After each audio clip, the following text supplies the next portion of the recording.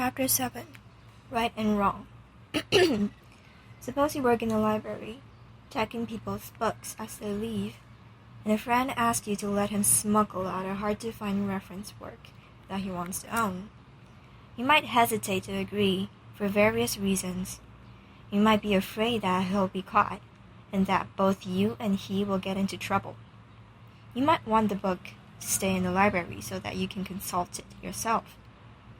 But you may also think that what he proposed is wrong, that he shouldn't do it, and you shouldn't help him. If you think that, what does it mean? And what, if anything, makes it true? To say it's wrong is not just to say against the rules. There can be bad rules which prohibit what isn't wrong, like a law against criticizing the government. A rule can also be bad because it requires something that is wrong, like a law that requires racial segregation in hotels and restaurants. The idea of wrong and right are different from the ideas of what is and is not against the rules. Otherwise, they couldn't be used in the evaluation of rules as well as of actions. If you think it would be wrong to help your friend steal the book, then you will feel uncomfortable about doing it. In some way, you won't want to do it, even if you are also reluctant to refuse to help to a friend. Where does the desire not to do it come from? What is its motive, the reason behind it? There are various ways in which something can be wrong, but in this case, if you have to explain it, you'd probably say that it would be unfair to other users of the library who may just be as interested in the book as your friend is. But who consults it in the reference room where anyone who needs it can find it? You may also feel that to let him take it would betray your employers who are paying you pricely to keep this sort of thing from happening. These thoughts have to do with the effects on others, not necessarily effects on their feelings, since they may never find out about it, but some kind of damage nevertheless. In general, the thought that something is wrong depends on its impact, not just on the person who does it, but on other people. They wouldn't like it, and they'd object if they found out. But suppose you try to explain all this to your friend, and he says, I know the head librarian wouldn't like it if he found out, and probably some of the other users of the library will be unhappy to find the book gone. But who cares? I want the book. Why should I care about them? The argument that it would be wrong is supposed to give him a reason not to do it. But if someone just doesn't care about other people, what reason does he have to refrain from doing anything of things usually thought to be wrong? If he can get away with it, what reason does he have not to kill, steal, lie, or hurt others?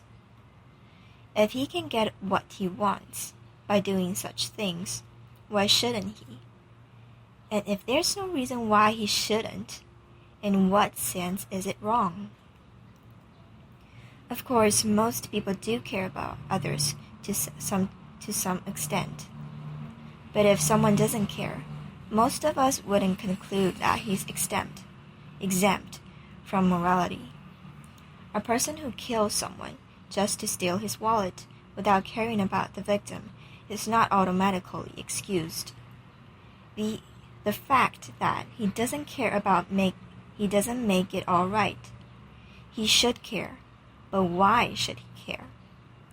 There have been many attempts to answer this question. One type of answer tries to identify something else in the person already cares about it and then connect morality to it. For example, some people believe that even if you can get away with awful crimes on this earth and are not punished by the law or your fellow man, such acts are forbidden by God, who will punish you after death and reward you if you didn't do wrong when you were tempted to. So even when it seems to be in your interest to do such a thing, it really isn't. Some people have even believed that if there is no God to back up moral requirements with the threat of punishment and the promise of reward, morality is an illusion. If God does not exist, everything is permitted. This is a rather crude version of the religious foundation for morality. A more appealing version might be that the motive for obeying God's commands is not fear, but love. He loves you, and you should love him, and should wish to obey his commands in order not to offend him. But however we interpret the religious motivation, there are 3 objections to this type of answer. First, plenty of people who don't believe in God still make judgments of right and wrong, and think no one should kill another for his wallet, even if he can be sure to get away with it. Second, if God exists and forbids what's wrong, that still isn't what makes it wrong.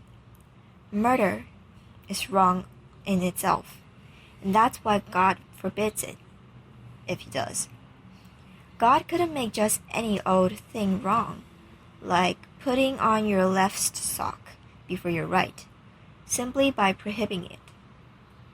If God would punish you for doing that, it would be inadvisable to do it, but it wouldn't be wrong. Third, fear of punishment and hope for reward, and even love of God, seem not to be the right motives for morality. If you think it's wrong to kill, cheat, or steal, you should want to avoid doing such things because they are bad things to do to the victims, not just because you fear the consequences for yourself or because you don't want to offend your Creator. This third objection also applies to other explanations of the force of morality which appeal to the interests of the person who must act. For example, it may be said that you should treat others with consideration so they'll do the same for you. This may be sound advice, but it is valid only so far as you think what you do will affect how others treat you. It's not a reason for doing the right thing if others won't find out about it, or against doing the wrong thing if you can get away with it, like being a hit-and-run driver. There is no substitute for a direct concern for other people as the basis of morality. But morality is supposed to apply to everyone, and can we assume that everyone has such a concern for others? Obviously not. Some people are very selfish, and even those who are not selfish may care only about the people they know, and not about everyone.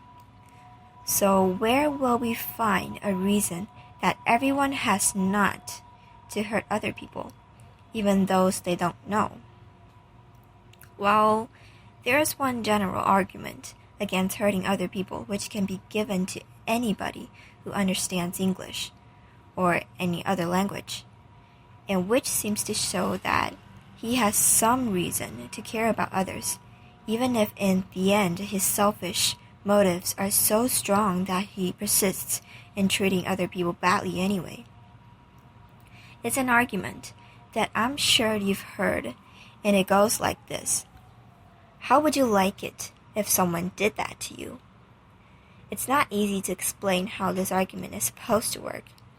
Suppose you're about to steal someone else's umbrella as you leave a restaurant in a rainstorm, and the bystander says, how would you like it if someone did that to you? Why is it supposed to make you hesitate or feel guilty? Obviously, the direct answer to the question is supposed to be, I wouldn't like it at all. But what's the next step? Suppose you were to say, I wouldn't like it if someone did that to me. But luckily, no one is doing it to me. I'm doing it to someone else, and I don't mind that at all. This answer misses the point of the question. When you are asked how would you like it if someone did that to you, you are supposed to think about all the feelings you would have if someone stole your umbrella. And that includes more than just not liking it, as you wouldn't like it if you stubbed your toe on a rock. If someone stole your umbrella, you resented. You'd have feelings about the umbrella thief, not just about the loss of the umbrella. You'd think, where does he get off? Taking my umbrella that I bought with my hard-earned money and that I had the foresight to bring after reading the weather report. Why didn't he bring his own umbrella? And so forth. When our own interests are threatened by the inconsiderate behavior of others, most of us find it easy to appreciate that those others have a reason to be more considerate. When you are hurt, you probably feel that other people should care about it. You don't think it's no concern of theirs, and that they have no reason to avoid hurting you. That is the feeling that the how would you like it argument is supposed to arouse. Because if you admit that you would resent it if someone else did that to you, what you are now doing to him, you're admitting that you think he would have a reason not to do it to you. And if you admit that, you have to consider what that reason is. It couldn't be just that it's you that he's hurting. Of all the people in the world, there's no special reason for him not to steal your umbrella, as opposed to anyone else. There's nothing so special about you. Whatever the reason is, it's a reason he would have against hurting anyone else in the same way. And it's a reason anyone else would have too, in a similar situation against hurting you or anyone else. But if it's a reason anyone would have not to hurt anyone else in this way, then it's a reason you have not to hurt someone else in this way, since anyone means everyone. Therefore, it's a reason not to steal the other person's umbrella now. This is a matter of simple consistency. Once you admit that another person would have a reason not to harm you in similar circumstances, and once you admit that the reason he would have is very general and doesn't apply only to you or to him, then to be consistent, you have to admit that the same reason applies to you now. You shouldn't steal the umbrella, and you ought to feel guilty if you do. Someone could escape from this argument if, when he was asked, how would you like it if someone did that to you, he answered, I wouldn't resent it at all. I wouldn't like it if someone stole my umbrella in a rainstorm, but I wouldn't think there was any reason for him to consider my feelings about it. But how many people could honestly give that answer? I think most people, unless they are crazy, would think that their own interests and harms matter, not only to themselves, but in a way that gives other people a reason to care about them too. We all think that when we suffer, it is not just bad for us, but bad, period. The basis of morality is a belief that good and harm to particular people or animals is good or bad not just from their point of view, but from a more general point of view, which every thinking person can understand. That means that each person has a reason to consider not only his own interests, but the interests of others in deciding what to do. And it isn't enough if he is considerate only of some others, his family and friends, those he specially cares about. Of course, he will care more about certain people and also about himself, but he has some reason to consider the effect of what he does on the good or harm of everyone. If he's like most of us, that is what he thinks others should do with regard to him, even if there aren't friends of his. Even if that is right, it is only a bare outline of the source of morality. It doesn't tell us in detail how we should consider the interest of others, or how we should weigh them against the special interest we all have in ourselves and the particular people close to us. It doesn't even tell us how much we should care about people in other countries in comparison with our fellow citizens. There are many disagreements among those who accept morality in general, but what in particular is right and what is wrong? For instance, should you care about every other person as much as you care about yourself? Should you, in other words, love your neighbors as yourself, even if he isn't your neighbor?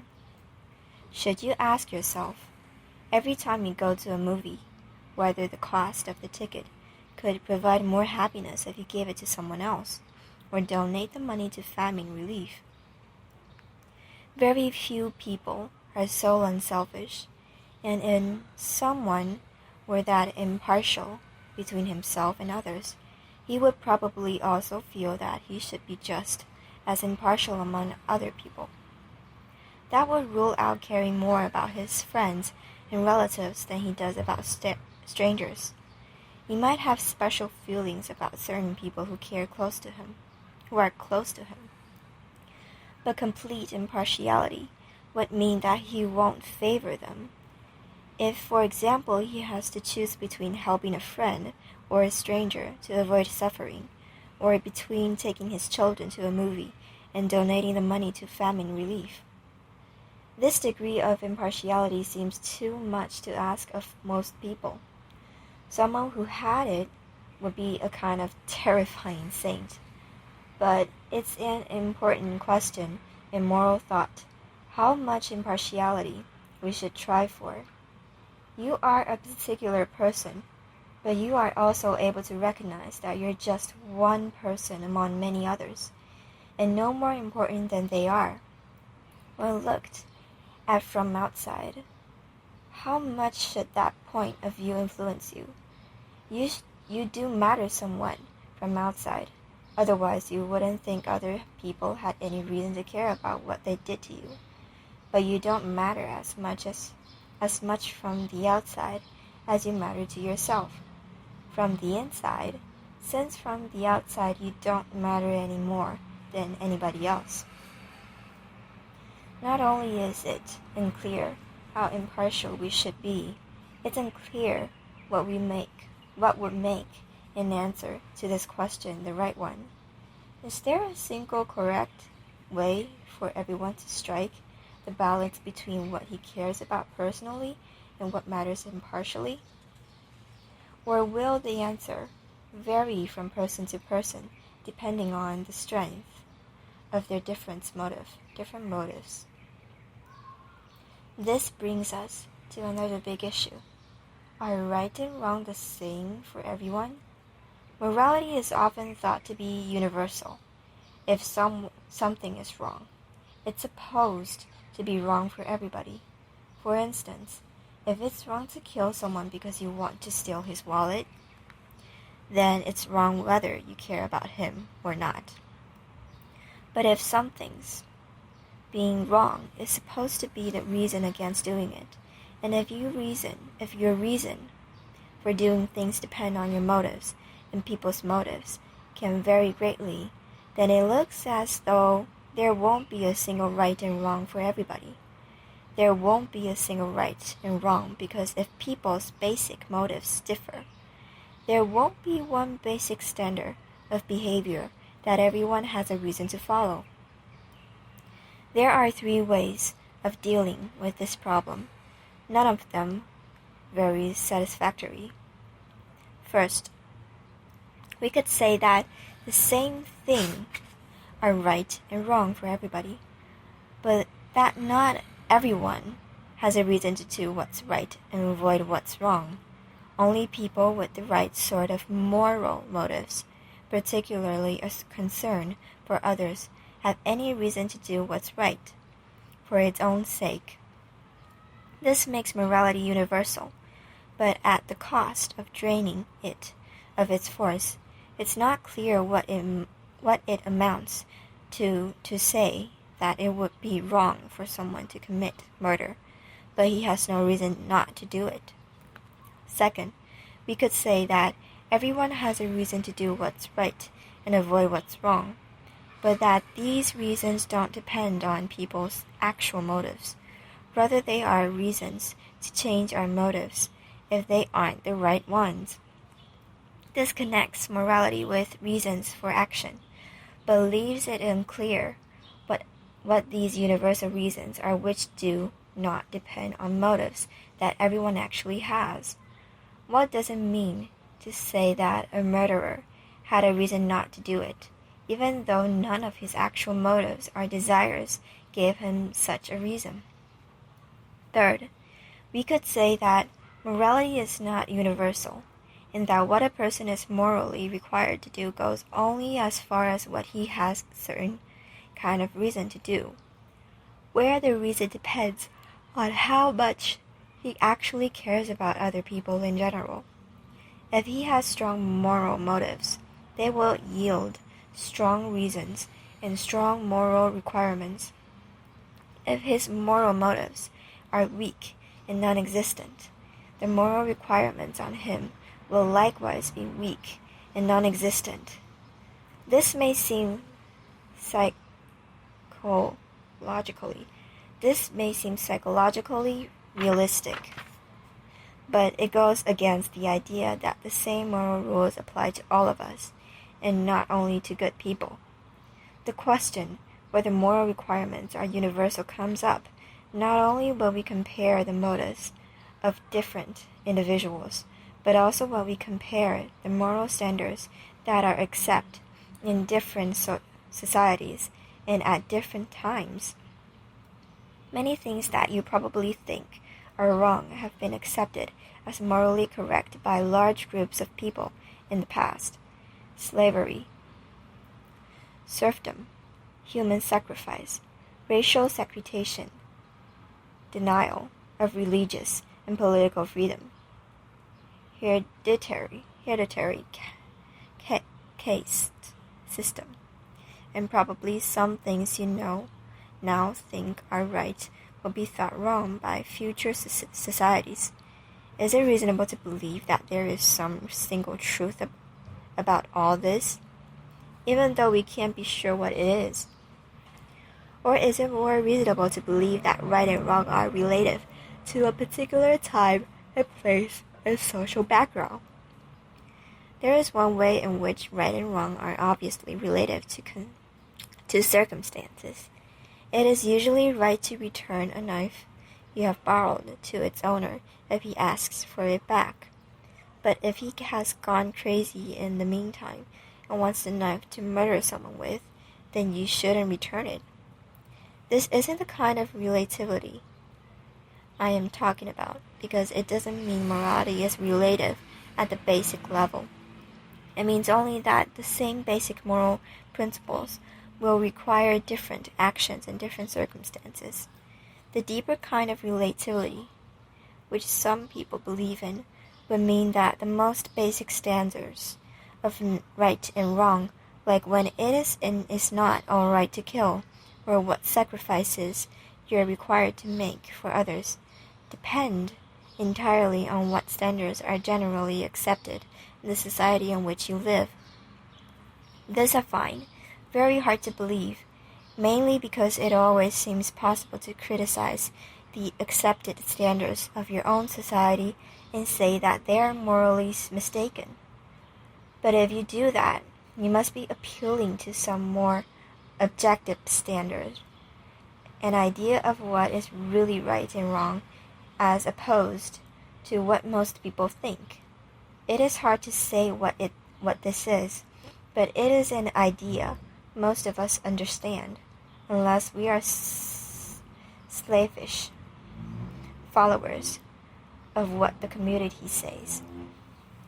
There are many psychological problems about the content of morality, how a moral concern or respect for others should express itself, whether we should help them get what they want, or mainly refrain from harming and hindering them, how impartial we should be, and in what ways. I have left most of these questions aside because my concern here is with the foundation of morality in general, how universal and objective it is. I should answer one possible objection to the whole idea of morality.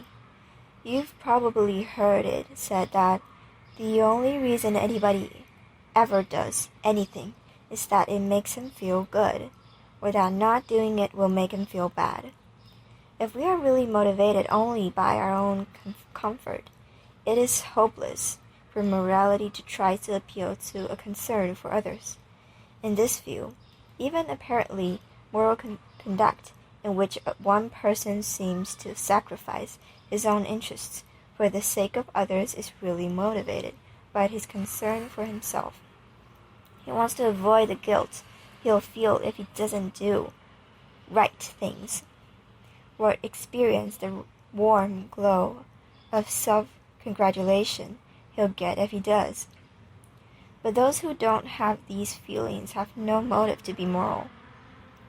Now, it's true that when people do what they think they ought to do, they often feel good about it.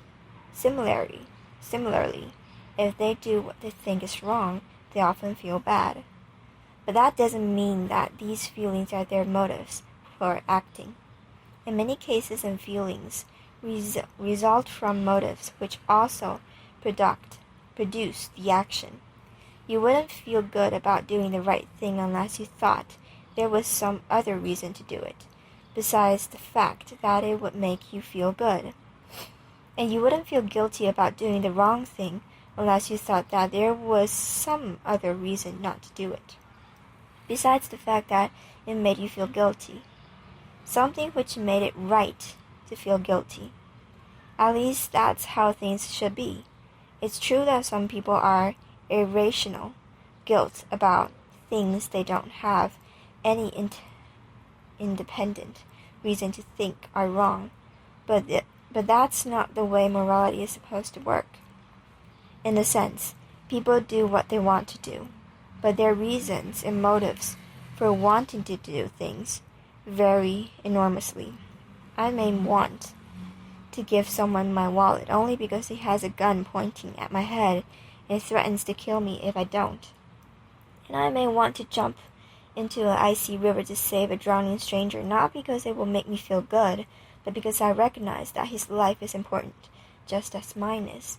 And I recognize that I have a reason to save his life, just as he would have a reason to save mine, if our positions were reversed. Moral arguments tries to appeal to a capacity for impartial motivation which is supposed to be present in all of us. Unfortunately, it may be deeply buried, and in some cases it may not be present at all. In any case, it has to compete with powerful selfish motives and other person motives that may not be so selfish, and its bid for control of our behavior.